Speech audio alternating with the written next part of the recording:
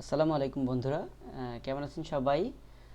Learn ওরাকলের চ্যানেলের পক্ষ থেকে আমাদের আজকে লিস্ট ভিউ টিউটোরিয়াল শেষ করার পরে আমরা যে ক্লাসিক বা ইন্টারেক্টিভ রিপোর্ট দিয়ে আমাদের ডাটাগুলো দেখাবো সেই টিউটোরিয়ালের থার্ড পার্টে আপনাদেরকে স্বাগতম জানাচ্ছি। আমি সাইদ। সো আপনারা সবাই সাথে থাকবেন, আর আমার ভিডিওগুলো কেমন লাগছে আমাকে অবশ্যই কমেন্ট বক্সে জানাবেন, আর আমার চ্যানেলটি সাবস্ক্রাইব করতে ভুলবেন না। আমি ভিডিওর প্রথমেও বলি, শেষেও বলি, এটাতে হয়তো অনেকে বিরক্ত হচ্ছেন, তারপর আসলে সাবস্ক্রিপশনটা ইম্পর্টেন্ট এখানে গ্রো করার জন্য। সো আপনারা শিখতেছেন, এটা হচ্ছে আমার বড় পাওয়া, এর থেকে বেশি কিছু চাওয়ার নাই। তো আমরা আলোচনা না বাড়িয়ে আমরা আমাদের ভিডিওতে চলে যাচ্ছি। তো এখন যে আমাদের যে কাজটা করতে হবে, আমরা গত টিউটোরিয়ালে দেখেছিলাম আমাদের একটা ডাইনামিক অ্যাকশন দিয়ে আমরা কিভাবে কোনো একটা ফর্মে আমরা কোনো কিছু সার্চ করার জন্য আমরা আমাদের লিস্টগুলো বানাতে পারি, ইভেন লিস্টগুলো সাবমিট করতে পারি, সেটা আমরা দেখেছিলাম। আর সাথে সাথে আমরা সেই ডাটাটা আমরা সার্চ করে পেয়েছিলাম।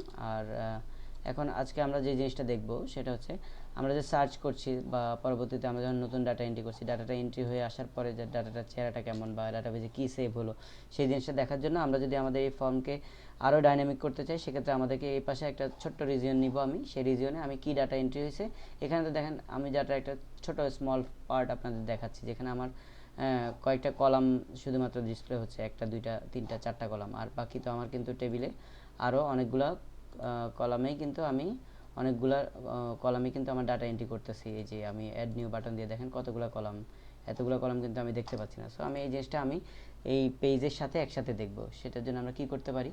তো আমরা চলে যাচ্ছি আমাদের পেজ ডিজাইনারে। আমি জাস্ট যে পেজটা ডিজাইন করবো সেখানে চলে আসছি। এখন দেখেন এখানে আমি আরেকটা নতুন রিজিয়ন নিব। আপনারা খেয়াল করবেন যে আমি কিন্তু আসলে প্রত্যেকটা ভিডিওর নেমিং কনভেনশনটা সবসময় ঠিক রাখতে পারছি না, কারণ আমি আপনাদের রিজিয়নগুলো কিন্তু আমার পেজের মধ্যে দেখিয়ে দিচ্ছি, যেগুলো আপনারা যখন ব্ল্যাঙ্ক অ্যাট্রিবিউট ব্ল্যাঙ্ক পেজ আমরা তৈরি করব তখন কিন্তু আপনারা এই জিনিসটা ইউজ করতে পারবেন। সো আমি কিন্তু যদি আলাদা আলাদা করে একটা রিজিয়নের জন্য একটা ভিডিও করি, তারপরে একটা আইটেমের জন্য একটা করে ভিডিও করি, তাহলে ভিডিও সংখ্যাটা অনেক বেড়ে যাবে। আবার আপনারা অনেক সময় সিকোয়েন্সটা ধরে রাখতে পারবেন না, স্টেপগুলো ভুলে যাবেন। সো আমি চাচ্ছি এই জন্য যে একটু লাইভ করে প্রত্যেকটা পেজের মধ্যে যতটুকু দেখানো যায় কভার করে আমি ততটুকু দেখানোর চেষ্টা করছি। তারপর যদি কোনো কিছু মিসিং হয়, মানুষের তো ভুল হয় ভাই, তো আমার যদি কোনো ভুল হয় নতুন করে, আপনার যদি মনে হচ্ছে না এটা ভুল, আমাকে ভুল ধরাই দিবেন। আর সাথে সাথে আমার কাছ থেকে নতুন কিছু শিখতে চাইলে অবশ্যই আমাকে কমেন্টসে জানাবেন। আর আপনারা যদি কমেন্টস না করেন, প্লাস আমাকে না জানান, তাহলে আমি বুঝতে পারবো না যে আসলে আমার ভিডিও থেকে আপনারা কিছু শিখতে পারছেন কিনা। সো এখন আমি রিজিয়ন থেকে আমি নতুন একটা রিজিয়ন তৈরি করছি। আমি এখন এই রিজিয়নটাকে আমি একটা রিপোর্ট হিসেবে আমি প্রেজেন্ট করবো আপনাদের সামনে। সো আমার কাছে সবচেয়ে ভালো যে রিপোর্ট টাইপ মনে হয় সেটা হচ্ছে আমার ইন্টারেক্টিভ রিপোর্ট মনে হয়, কারণ ওখানে আমরা ডাটা সার্চ করতে পারি। তো এখানে কিন্তু আমার ইন্টারেক্টিভ রিপোর্ট দরকার হচ্ছে না, কারণ এখানে একজনের ডাটা আসতেছে, তো মাল্টিপল ডাটা নাই, সো সার্চিংয়ের দরকার নাই। তার জন্য আমি চাচ্ছি এটা ক্লাসিক রিপোর্ট হিসেবে দেখাতে, শুধু আমার ডাটাটা কী ডাটা এন্ট্রি হচ্ছে সেটা আপনারা জাস্ট দেখতে পারেন। তো আমি এটাকে বললাম যে অল পার্সোনাল লিস্ট, ওকে, পার্সোনাল লিস্ট। হ্যাঁ, এটা হচ্ছে আমার সব পার্সোনালের লিস্ট থাকবে এখানে আমার এই রিপোর্টটাতে। তো আমি স্ট্যাটিক কন্টেন্ট না দিয়ে আমি এটা কি করব, আমি দেখেন এখানে অনেকগুলো অপশন আছে।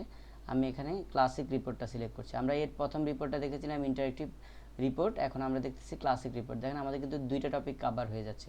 সো আমি ক্লাসিক রিপোর্ট সিলেক্ট করলাম। দেখেন ক্লাসিক রিপোর্ট বা ইন্টারেক্টিভ রিপোর্ট আপনি যখন সিলেক্ট করবেন তখন তার সোর্স কি সেটা সে জানতে যাবে, বাট আপনি যখন স্ট্যাটিক দিবেন সেখানে রিজিয়নটা, যেমন আমার প্রথম রিজিয়নটা দেখেন, এই রিজিয়নটাতে কিন্তু সে কোনো কোয়েরি চায় নাই, কারণ আমি এটাকে স্ট্যাটিক বলে দিছি। হ্যাঁ, দেখেন আপনি যখন স্ট্যাটিক সিলেক্ট করবেন তখন কিন্তু আপনাকে কোনো কিছুই বলতে হবে না, স্ট্যাটিক কন্টেন্ট, তার মানে এখানে আমার কোড লাগবে না। সোর্সটা আপনাকে স্ট্যাটিক্যালি বলে দিতে হবে যে আপনার দিক থেকে ফিক্স করা। বাট আমরা যেহেতু ডাইনামিক্যালি চেঞ্জ হবে, আমাদের রিপোর্ট হবে, সো আমি ক্লাসিক রিপোর্ট টেমপ্লেটটা এখান থেকে সিলেক্ট করে দিলাম। এইটা আমার রিপোর্ট টেমপ্লেট, এগুলো আমরা পাবো। তো আমি ক্লাসিক রিপোর্ট থেকে এখানে আমার লোকেশন লোকাল ডাটাবেস, আমার এই যে দেখেন টেবিল অবলিক ভিউ, আমার কোন টেবিল ভিউ আমরা কীভাবে সিলেক্ট করবো, আমরা কি টেবিল ভিউ সিলেক্ট করব, নাকি আমরা এসকিউএল কোয়ারি দিয়ে করব, নাকি আমরা ফাংশন যেটা আমার এসকিউএল কোয়ারি রিটার্ন করে সেটা দিয়ে করবো। আমি টেবিল ভিউ সিলেক্ট করে দিতে পারি। তো আমি যদি টেবিলের ভিউ দিই, টেবিল ভিউ সিলেক্ট করে দিই, তাহলে আমাকে টেবিলের নামটা বলে দিতে হবে। আমি পার্সেন্ট দিচ্ছি। দেন আমরা কিন্তু প্রথমে টেবিল ভিউ দিয়ে আমরা দিয়েছি, দেন আমি সেভ দিচ্ছি, এরপরে আমি এটাকে রান দিচ্ছি। দেখেন সে কিন্তু আমাকে ওই টেবিলের সব ডাটাগুলো এনে দেখাই দিচ্ছে। এখন আপনি বলতে পারেন যে ভাইয়া না, আমি তো দেখি আমি সার্চ করেছি টেস্ট, কিন্তু আমার কিন্তু টেস্টের ডাটা হওয়ার কথা, তো আমার সব চলে আসতেছে, কেমন হলো না জিনিসটা?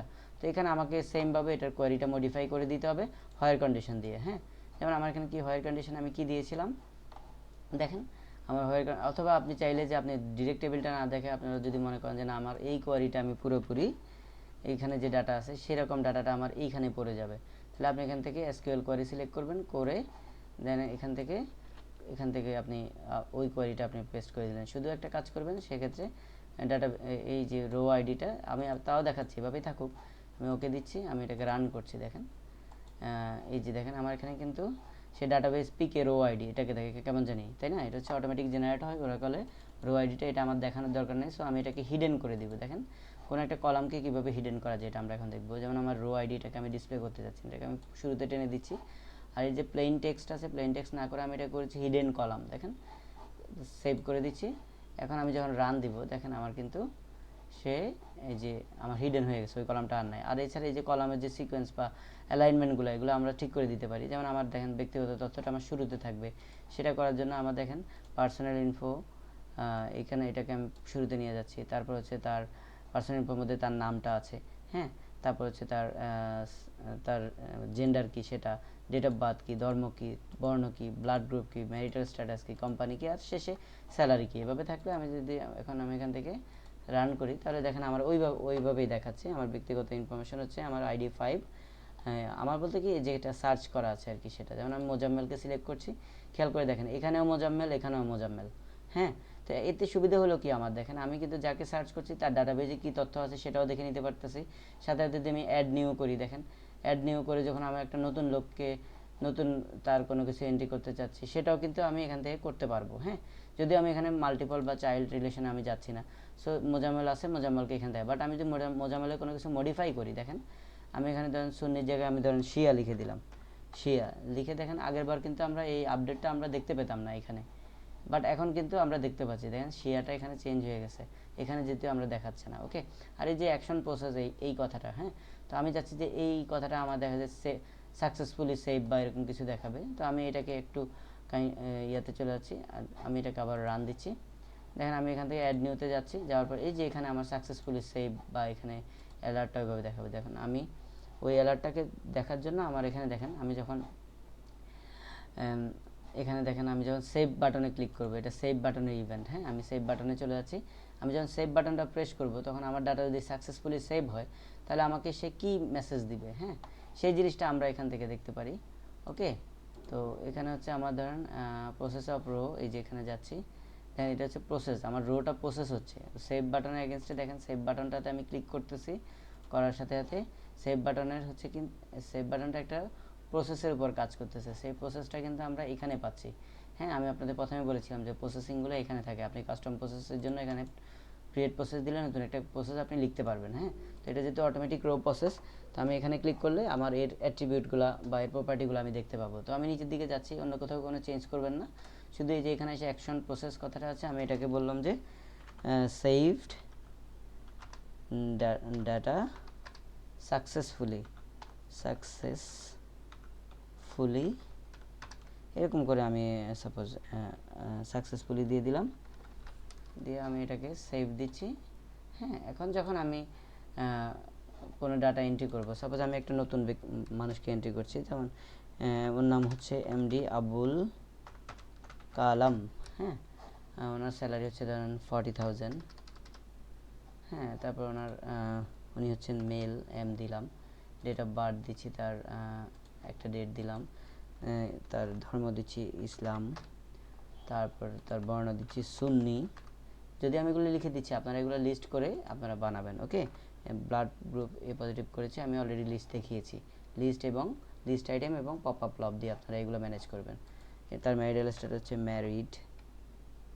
ম্যারিড, আর তার কোম্পানি হচ্ছে ধরেন টেস্ট কোম্পানি, হ্যাঁ, যেহেতু এটা আমার টেস্ট ডাটা, বা আপনার লাইভ কোম্পানি যখন করবেন তখন কোম্পানির নামগুলো এখানে লিস্টও করে দিতে পারেন, হাতে লিখতে পারেন। টেস্ট কোম্পানিতে আমি যখন সেভ দিব, দেখেন সে বল cannot insert into personal ID, what, আচ্ছা যাই হোক। এটা হচ্ছে আমরা আপনাদেরকে প্রথমে দেখিয়েছিলাম যে জিনিসটা, যেমন যে এখানে দেখেন আমার এখানে এই ট্রিগারটা আমরা ওখানে দিই নাই বলে সে আমাকে এই এররটা দিচ্ছে, হ্যাঁ। সো আমি এখানে যেহেতু প্রাইমারি কি আইটেম ছিল সেটা, সো আমরা এটাকে হ্যান্ডেল করে দিব এখানে। তো তো দেখেন আমাদের যে জন্য সেভ হচ্ছিল না, আমি জাস্ট ওই জিনিসটা আপনাদের এখন দেখাবো। যেমন আমার যে এই যে পার্সোনাল আইডি যেটা, এটা হচ্ছে আমি এখানে তাকে বলেছি যে এটা হচ্ছে আমার প্রাইমারি কি। হ্যাঁ, তো আমার এই যে প্রাইমারি কিটা আছে এটা তো অবশ্যই আমাকে ডাটা দিতে হবে, তাই না? বাট আমি যখন এটাকে রান করছিলাম তখন আমার এই আইটেমটা হিডেন ছিল। হ্যাঁ, তো আমি এটাকে হিডেন থেকে জাস্ট এই যে এখানে হিডেন থেকে আমি এটাকে হিডেন টু আমি এটাকে টেক্সট ফিল করেছি, কারণ আমার এখানে একটা ডাটা অবশ্যই মানে ইনসার্ট হইতে হবে, না হলে আমার ডাটাবেজে একটা ইউনিক পার্সোনাল এন্ট্রি হতে পারবে না। সো আমি দেখেন এখানে করেছি। তো আমি এখন এটার জন্য আমাকে একটা ডাইনামিক অ্যাকশন লিখতে হবে। সেটা হচ্ছে আমার পেজটা লোড হওয়ার সাথে সাথে এই পেজটা যখন এই পেজটা যখন লোড হবে, যেমন খেয়াল করেন আপনারা যে আমার যখন এই যে ক্যান্সেল বাটন দিলাম, আমি যখন এখানে অ্যাড নিউ দিলাম, তখন তাকে অটোমেটিক্যালি এই পেজে এখানে একটা আইডি অ্যাসাইন করে দিবে, যেটা আমার এই যে ডাটাবেজে যে লাস্ট আইডিটা আছে, যেমন 5 থাকলে এটা 6, কারণ ম্যাক্সিমাম যে আইডিটা ওটার সাথে এক যোগ করে এখানে একটা আইডি পুশ হবে, অ্যান্ড দেন হচ্ছে আমার ডাটা এন্ট্রিটা পারফেক্ট হবে, কারণ আমার ওই ব্যক্তিটার তখন পার্সোনাল যে পার্সোনালটা এন্ট্রি করব তার আমি প্রাইমারি কি ভ্যালু হিসেবে এখানে একটা অটোমেটিক তার আইডি অ্যাসাইন হবে। ওকে, এটা আমরা হাতে লিখবো না। তো এই জন্য আমাকে কুইক এডিটে যাচ্ছি, এই যে আমি যাওয়ার পরে যে আমার পার্স আইডি যেটা আছে সেটাতে আমি ডাটা এন্ট্রি করবো। সো এই জন্য আমাকে যেটা করতে হবে, যেটা অটোমেটিক ডাটা এন্ট্রি, প্রাইমারি কিটা আপনি ম্যানুয়ালি কখনো অ্যাক্সেস দিবেন না ইউজারকে যে এন্ট্রি করার জন্য। এটা যাতে অটোমেটিক হয় তাহলে কিন্তু আপনাদের অনেক সুবিধা হবে, যে ডুপ্লিকেসি হবে না, প্লাস ইরর হবে না ডাটা এন্ট্রির সময়। তো এই জন্য হচ্ছে আমরা এখানে ডাইনামিক অ্যাকশনে চলে আসছি। দেখেন এই ডাইনামিক অ্যাকশন আমি পেজ লোড, হ্যাঁ পেজ লোডে গেলে আমি একটা ডাইনামিক অ্যাকশন চালাবো, ক্রিয়েট ডাইনামিক অ্যাকশন। ডাইনামিক অ্যাকশনটা হচ্ছে আমার ডাইনামিক্যালি কোনো কাজ করার জন্য আমরা যে জিনিসটা ইউজ করি। হ্যাঁ, এটা এক ধরনের ট্রিগারের মতো কাজ করে। তো আমি পেজ লোডে যাচ্ছি, এখানে শো আছে ডিফল্ট, আমি শো থেকে এটাকে বলবো সেট ভ্যালু। সেট ভ্যালু মানে আমাকে ভ্যালু সেট করে দিবে সে। স্ট্যাটিক অ্যাসাইনমেন্টে আমি এসকিউএল স্টেটমেন্ট দিব, দিয়ে দেন আমি এসকিউএল স্টেটমেন্টের মধ্যে আমার এখানে আমি অলরেডি ওই কোডটা আমি প্রথমে যখন দেখেছিলাম এটা লিখে রেখেছি। হ্যাঁ, আমি আর নতুন করে লিখতে টাইম যাবে, এই জন্য লিখলাম না। তো আমি এটাকে আমার এসকিউএল স্টেটমেন্টে এই ঘরে আমি পেস্ট করে দিচ্ছি। দেখেন আমার কিন্তু কোনো ইরর নাই, একটা ইরর আছে এখানে হচ্ছে আমার যে কোন আইটেমটাতে ডাটা এন্ট্রি হবে। ওকে, তো আমি সেই আইটেমটা আমি বলে দিচ্ছি যে আমার আইটেমটা হচ্ছে পার্স আইডি। হ্যাঁ, সেভ দিচ্ছি, সেভ দেওয়ার পর আমি এটাকে রান দিচ্ছি। এখন দেখেন অটোমেটিক্যালি এখানে 6 পড়ে গেছে, আমার ডাটাবেজে আছে 5, আর এখানে ম্যাক্সিমাম আইডি হচ্ছে 6 নতুন, যেহেতু আমি একটা নতুন ব্যক্তিকে এন্ট্রি করতে চাচ্ছি। ওকে, আমি এখানে অ্যাড নিউতে যাচ্ছি, দেখেন এখানে 6 পড়ে গেল। আমি নাম দিলাম এমডি আবুল কালাম। হ্যাঁ, দেন হচ্ছে আমি স্যালারি দিচ্ছি ধরুন 50,000, সেক্স দিচ্ছি তারপরে ডেট অফ বার্থ দিচ্ছি, আমি তাকে যে কোনো একটা ডেট অফ বার্থ দিয়ে দিচ্ছি। ওকে, আর রিলিজিয়ন ইসলাম, যাই হোক আমি আর দিচ্ছি না। হ্যাঁ, ইসলাম, তারপরে এগুলো আমি ব্লা ব্লা ব্লা ব্লা ব্লা করে দিচ্ছি। হ্যাঁ, এগুলো করে দিচ্ছি আমি ব্লা ব্লা, ধরেন এটাকে এ পজিটিভ দিয়ে দিলাম, এটাকে ইসলামটা ঠিক করে লিখে দিচ্ছি ইসলাম। হ্যাঁ, দিয়ে আমি এটাকে এখন যদি সেভ দিই, দেখেন সেভ দেওয়ার সাথে সাথে দেখেন আমার সেভ ডাটা সাকসেসফুলি, আমি যে অ্যালার্টটা দেখাতে চেয়েছিলাম সেটা আমার দেখিয়েছে। সাথে সাথে আমি কনফার্ম হয়েছি যে আমার এই দেখেন এখানে কিন্তু আবার আগের ডাটাটাই দেখাচ্ছে। সো আমি এখানে ক্লিক করলে এখন কিন্তু আমি এই যে আবুল কালামকে পাচ্ছি। আমি আবুল কালাম সিলেক্ট করে দিলে দেখেন আমার মানে যে মানুষটা তাকে এখানেই অটোমেটিক্যালি দেখাচ্ছে। ওকে, একইভাবে আমরা এই সেম রিপোর্টটা আমরা কিন্তু আমাদের এই যে এখানে আমরা করতে পারি, যে সেক্ষেত্রে যদি মাল্টিপল ভ্যালু চাইল্ড টেবিলের ক্ষেত্রে আমরা এখানে দেখাবো সেটা, যে ওই ব্যক্তির আগে কী তার তথ্য ছিল সেটা আমরা এখানে দেখতে পারবো। ওকে, তো আমি এখানে ক্যান্সেল দিয়ে দিচ্ছি। তো আমাদের টিউটোরিয়ালটা আজকে এতটুকুই। আমি মনে হচ্ছে আমি চেষ্টা করেছি আমার সর্বোচ্চ দিয়ে যে আপনাদের ভালোভাবে classic report plus dynamic action দিয়ে কীভাবে ডাটা সেভ করতে হয় সেটা দেখানো। ওকে, তো পরবর্তী টিউটোরিয়ালে আপনাদেরকে আমি আমন্ত্রণ জানাচ্ছি আপনাদেরকে দেখার জন্য। আর সাথে সাথে আমার চ্যানেলটা সাবস্ক্রাইব করতে ভুলবেন না, বেশি বেশি লাইক কমেন্ট এবং শেয়ার করতেও ভুলবেন না। So thank you so much, দেখা হচ্ছে পরবর্তী টিউটোরিয়ালে। ততক্ষণ পর্যন্ত সবাই ভালো থাকবেন, সুস্থ থাকবেন। আল্লাহ হাফেজ, আসসালামু আলাইকুম।